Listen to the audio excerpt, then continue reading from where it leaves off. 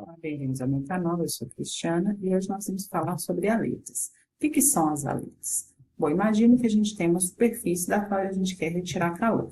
Então, essa superfície aqui é uma temperatura TS. Uma maneira de se retirar calor eficientemente dessa superfície seria fazer passar uma corrente de fluido sobre ela, que tem uma temperatura que tem infinita. Então, a transferência de calor se dará por convecção. A equação de taxa que rege a convecção é a lei de resfriamento de Newton. Então, ela é H, que é o coeficiente convectivo, A, que é a área da superfície, vezes a diferença de temperatura. Mas vamos supor que essa transferência de calor ela não seja suficiente para o que a gente precisa. Então, quais seriam as maneiras de a gente aumentar essa taxa de calor? Bom, em primeiro lugar, eu posso mexer na temperatura do fluido. Então, se eu tenho um fluido passando a 30 graus, por exemplo, eu posso passar a temperatura desse fluido para 20 graus, para 10 graus, e com isso eu aumento a diferença de temperatura e consigo aumentar a taxa de transferência de calor. Mas vamos supor que isso ainda não seja suficiente. Então, eu posso mexer na velocidade do fluido. Então, a mesma coisa, então, o ventilador, ele está ali na posição 1, está retirando uma quantidade de calor. Não está suficiente, eu passo para a posição 2. Então, aumentando a velocidade, eu aumento o meu H, coeficiente de transferência de calor. Mas se ainda assim não for suficiente, o que eu posso fazer? Eu posso aumentar a área de troca de calor. Como que a gente faz isso, então? Com as aletas. As aletas são superfícies expandidas que são unidas à superfície original com o objetivo de aumentar a taxa de transferência de calor. Então, como é que funciona isso? A temperatura aqui está TS e vai haver uma distribuição de temperaturas na superfície, aumentando essa área de troca de calor. Então, alguns exemplos práticos que a gente tem seria em trocadores de calor, a gente tem todas essas aletas. No chip do computador, né, a gente tem esse dissipador de calor, que seria esse monte de aletinhas, em um relé de estado sólido, nas motos. Então, todos são exemplos práticos, né, em que a gente tem a utilização de aletas para aumentar essa taxa de transferência de calor.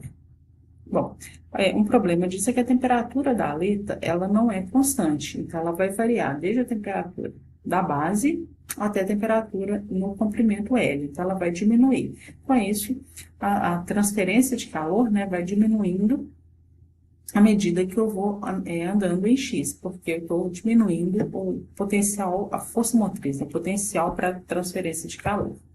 Então, por isso que é interessante a gente ter aletas que tenham alta condutividade térmica, porque aí eu vou diminuir a diferença de temperatura entre a base e a ponta da aleta, aumentando aí o potencial para a transferência de calor.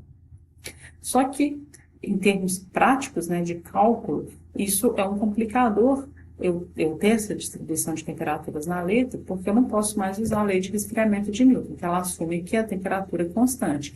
Então, meu fluxo de calor vai ser o coeficiente convectivo vezes a temperatura em cada ponto, menos a temperatura do fluido. Então, como é que a gente resolve isso? A gente faz um balanço de energia. Então, a gente pega a aleta de comprimento aqui L, eu pego um elemento dessa aleta de área DAS e faço um balanço de energia, que seria o que? Energia que entra, é o calor chegando por condução, energia que sai, é o calor saindo tanto por condução como por convecção. Então, fazendo esse balanço de energia, eu chego em uma equação diferencial que é complexa.